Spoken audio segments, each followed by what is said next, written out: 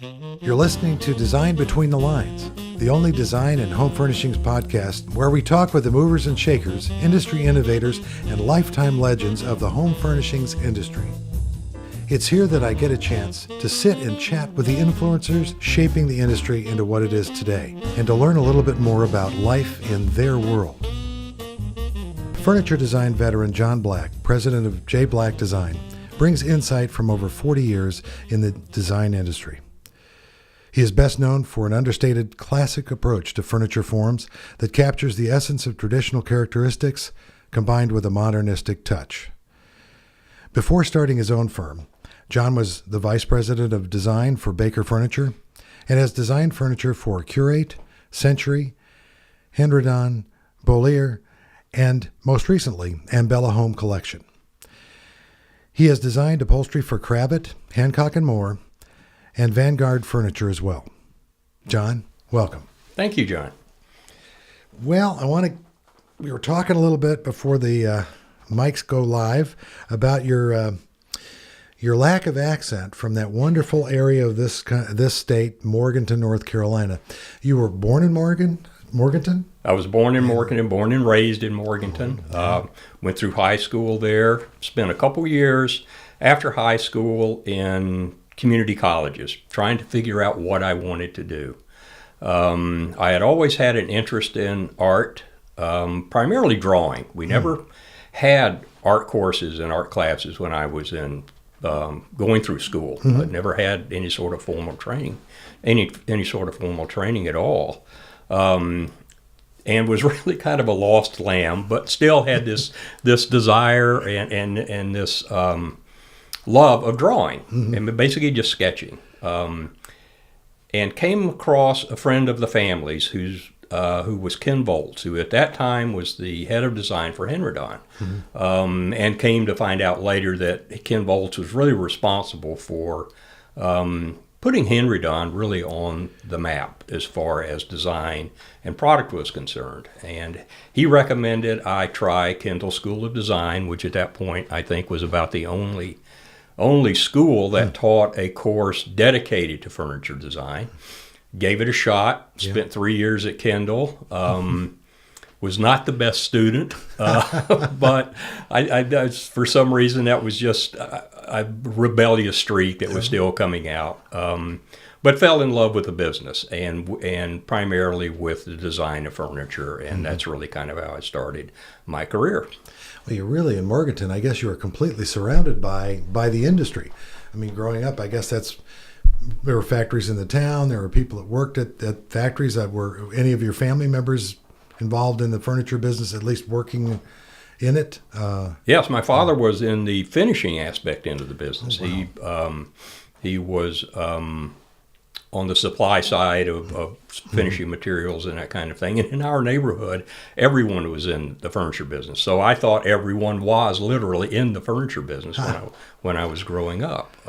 You mentioned Ken Volz's name. I'm guessing based on what he recommended to you. He was one of your early influencers.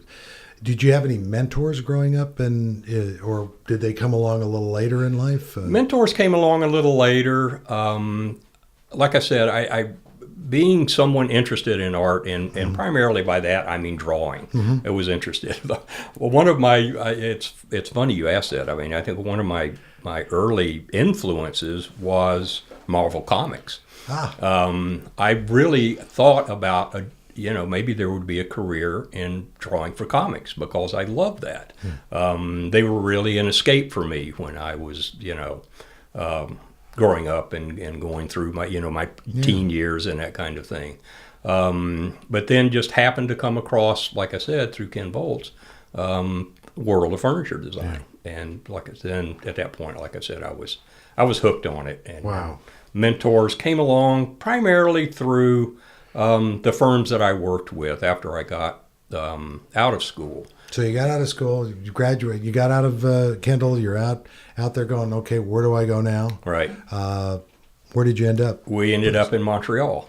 Montreal. We ended up in Montreal. Mm-hmm. I wanted to explore the world outside of the North Carolina kind of furniture industry. Mm-hmm. I knew there was more out there. and wanted to see what it had to offer. Gotcha. So I had this contact who was a designer living in Montreal that had designed a lot of product for factories in North Carolina and in the South. I gave it a shot. We packed up a station wagon and a 4x6 U-Haul with everything that we had, 2 cats, drove to Montreal, and we're there about a year. And it was really an awakening moment for me, realizing that I wasn't ready to kind of be on my own yet. I wasn't ready to assume the responsibilities of a designer because I really didn't know the business. I knew how to draw, how to render, how to make presentations, and those kinds of things that we were taught in school, but I really knew nothing about the business and how an office worked, and those kinds of things. And that was, like I said, an eye-opening experience. So you're in Montreal. And how long did you live there? We were there about a year, about a year, and it was a great experience. We were on our own, so we really depended upon each other, my wife Joyce and I, and she had studied what was called graphic design at that time at Kendall, so she had an art background as well. And one of the reasons, again, that we wanted to stay out of the South for one reason, but also her career dictated that she be located in a major metropolitan area just by the nature of her business. So I thought that would be a good opportunity for me because I really, like I said, was exploring or wanted to explore the outside world outside of a small town. Well, now, so all right, so you ventured away from Montreal and you headed what direction? Halfway south, we went to Washington, D.C.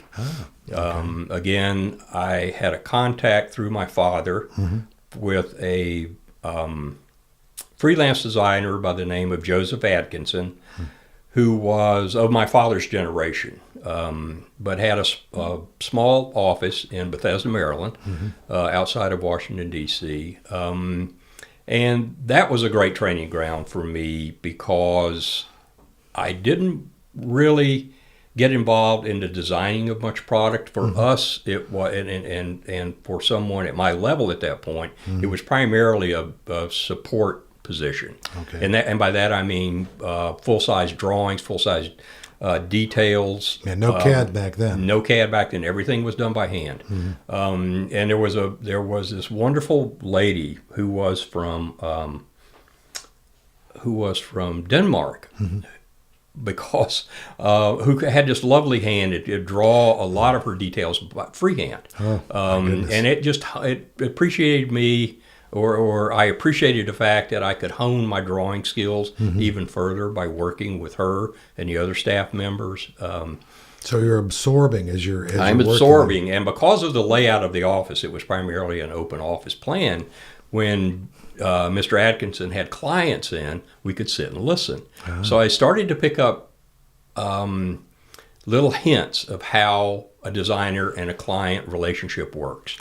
Some were very cordial, some were almost adversarial, in a friendly way. But on both ends of those spectrums, you pick up, small hints and small ideas how that designer-client relationship works. Which is rather unique. And I guess every client is different. Exactly. As you just mentioned. And there's the social aspect of it. Right. And one of the things, again, that we weren't really taught in school, and I'm not sure that was, how you could teach that really without being just kind of thrown into the deep end of the pool and learn how it works. One of the longest term relationships or clients that the office had was a factory that was based in Maryland, but the sales organization was based in New York City. So that created an interesting dynamic, into itself, which I had never realized was, again, learning the sales part of the business. It wasn't just about, making drawings, being creative, and this is the a wonderful way to approach a design. There's also the reality and the real world reality of having it sell, making sure it's the price is correct, the costs are all in line, and all of the other things that go into getting the piece of furniture to the customer. So you're in DC. In DC. And you're learning every day, and you're under some case pieces, and you're assembling hardware, and you're doing all the fun stuff that comes, all the ancillary things that really create the entire job. So what got you from DC to was that where you where Baker entered the world, or was there another stop? Not yet. There was another stop. Okay. Unfortunately, Mr. Atkinson, who ran the office at that time, he was, fairly up there in years. Mm-hmm. And at the time, we didn't realize it, but he was going through what's now come to be known as dementia or Alzheimer's. Mm-hmm. And he basically just lost control of the office. Yeah. We came in, we wouldn't, there was really no understanding of what was going on. It was very confusing to a lot of us. And his family at that time decided just to shut the business down. Yeah, understood. So I actually went out on my own for a couple years because Joyce had a wonderful position with the American Academy of Science, wow. which did Science Magazine. Yeah. She was in their art department.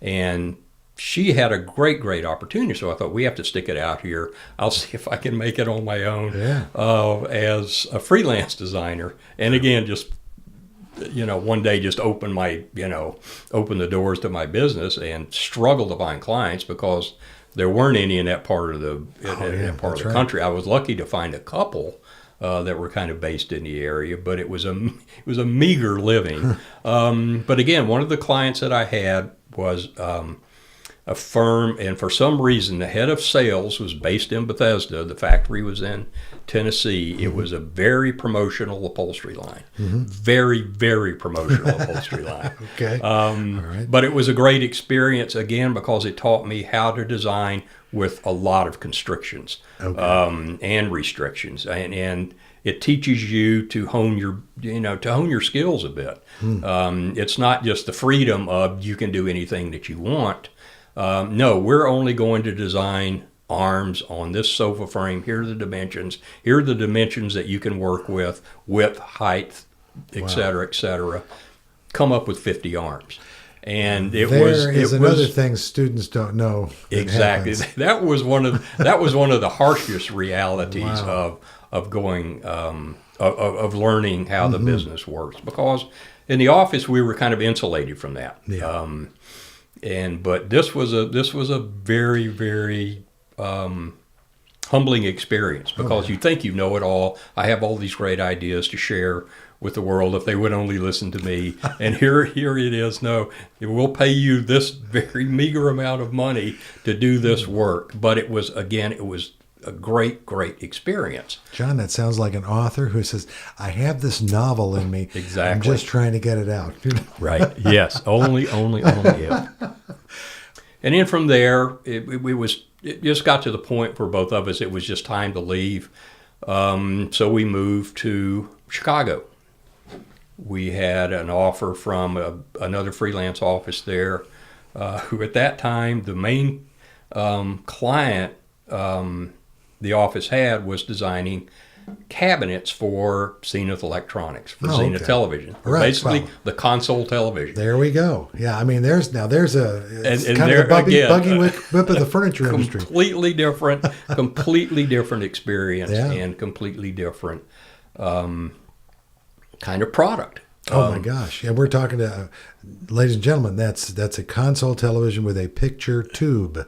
Exactly. In case you don't know what that is. The factory was in Evansville, Indiana, and they made beautiful cabinet work. I mean, they put as much into the cabinets as a fine piece of furniture. So that kind of taught me construction. But again, now you've got another restriction. Okay, it has to fit around this size of CRT, cathode ray tube, which is what the old school kind of product is.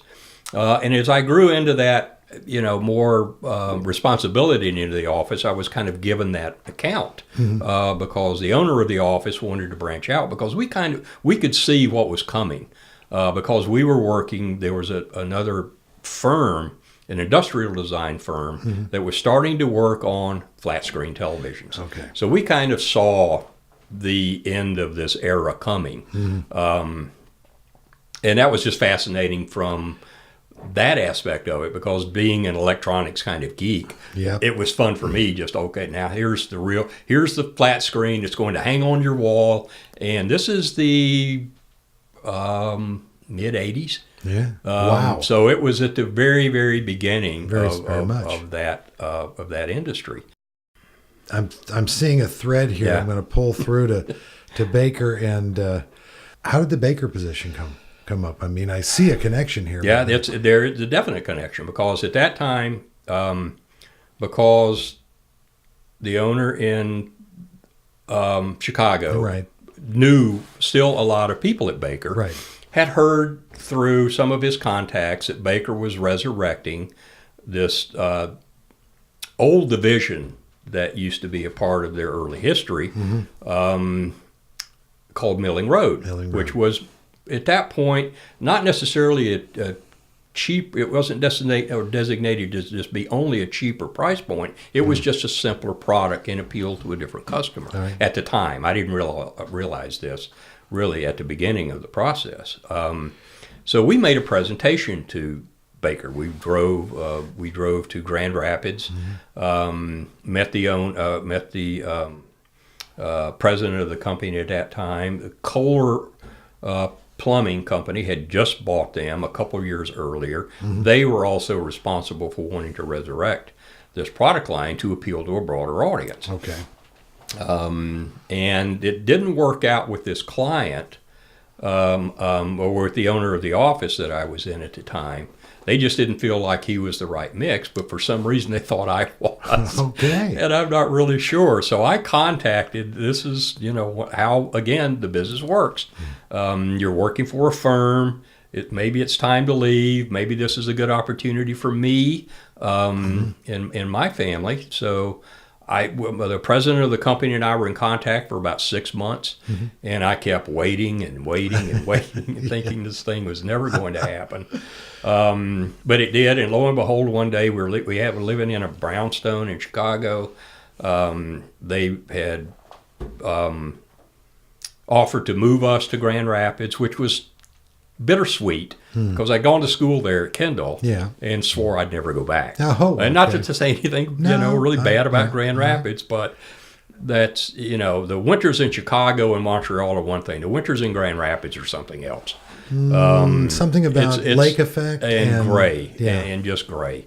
But lo and behold, one day this beautiful Baker semi-trailer pulls down our street and basically takes up the whole street, because it's one of the narrow streets where parking's at the curb. And we're just looking out the window. I still can do this. I can look out the window and see this beautiful green Baker truck with this Baker script on it saying, "This is real. This is happening." Then we left Chicago. It was, like I said, a very, very hard decision.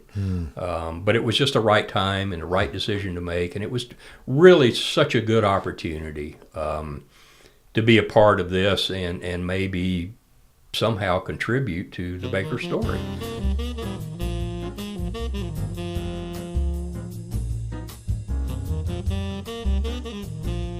So, corporate design world.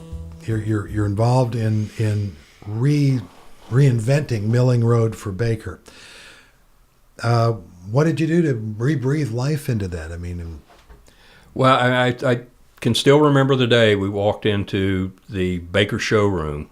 This is between markets, and saw the Milling Road presentation that they had previously launched.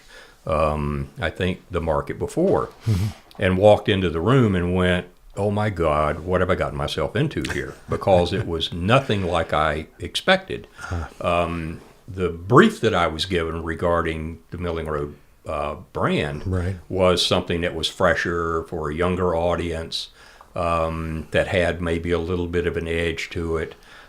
This is what we all called Baker Light. I mean, it basically took kind of a lot of existing older Baker pieces, rescale them to an extent, put them in a very typical dark brown finish, and it looked a little stale. Yeah.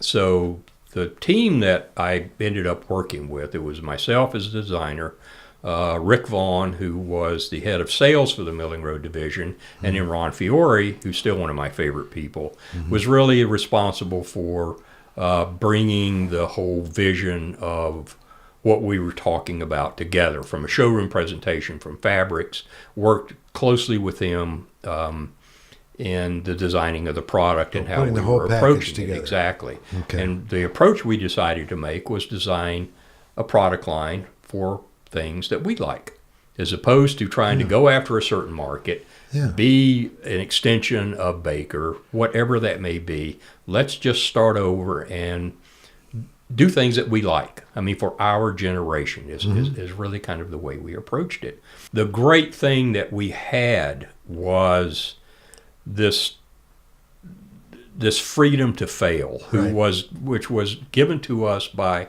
Rod Kreitzer, who was then the president. He said, we brought you guys in to turn this thing around, do what you think is right.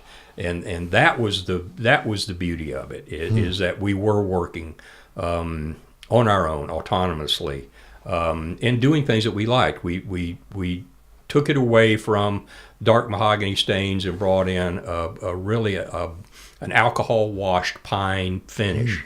So all the pieces were like antique pine, like antique English pine, that we had found, and I just took the approach of classic pieces, but introduced and executed in this kind of more informal way. It was still serious furniture. Yeah. It was real furniture. I appreciated the scale and proportion of the classics and that approach. It was just, here's a fresh approach to it. Yeah. And it took off. Wow. And that was a lot of fun. That was, we just hit it at the right time. A lot of it's luck. But all the stars seemed to align, and Milling Road took off. Well, corporate world, even though as a kind of I guess you'd say it like talking about the automobile industry, it's a hybrid of a direct corporate designer working for the man, as they say. But you're up there and you're in that corporate world for, I guess, a few years. Right. What brought you to this area, in the High Point area, and putting your shingle out full time? What made that happen? Well, I mean, it's the double-edged sword of success, because of the Milling Road program. I had really kind of grown into one of the successful members of the design team. Right. Well, corporate management decided, let's bring him into the Baker world, the Baker side of the business, and I thought this could be a great opportunity. I mean, this is the Baker Furniture Company, and all the things that go with that. Great programs from stately homes to Colonial Williamsburg to historic Charleston, the designers we were working with. The unfortunate part of it was I was now the head of a staff, and I learned very quickly that is not my strength. Wow. And it became more of the dominant part of my day was attending meetings and all the corporate and business aspects of running a corporation or a company, as opposed to designing. And I said, if I'm ever going to get back into designing full time, unfortunately, I have to leave. That was really the only option I had. So I decided to do that. And also I was getting at that point in my life and that age. If I don't do it now, I probably won't do it, and I'll probably regret it. So we did. We pulled the trigger, left Baker after 9 years. Again, very hard decision to make. And worked out of Grand Rapids for about a year, because it was just getting our ducks in a row and our business set up and everything. And at one point we decided, why do we have to endure these Michigan winters any longer? Let's move south. And that's when the decision came to move to the Greensboro area, which is where we've been ever since. And it's also the fact that we had moved about every 10 years. We seemed to have the moss grow under our feet and said, geez, it's time for a change. Time for a change, my gosh. And set up our shingle down here. The company has always been myself and Joyce, my wife and partner. We made a great team. It's one of the aspects, I think, of running a staff. Made me realize I don't want to open an office. I want to design myself. So everything that comes out of our office, we touch personally. It's not a matter of, okay, here's a rough sketch, hand it to a technician to develop full-scale drawings and that kind of thing. We do it all. Well, that brings me to your process, because I now shingles hung, been here a while. Probably you can do a pretty good job of a little bit of defining your process, especially for our younger listeners and folks who are interested in design and maybe thinking about a career in design of any kind. Tell me a little bit about your process. Well, a lot of it depends on the client. I mean, the biggest overview, I guess, of our process is that we have developed this ability to go into a client and look at their product line and see an opportunity, as opposed to them coming to us saying, we'd like you to do a mid-century modern collection. Right. I've rarely found that works, because that usually means they've seen something that sells. We need to have one like that.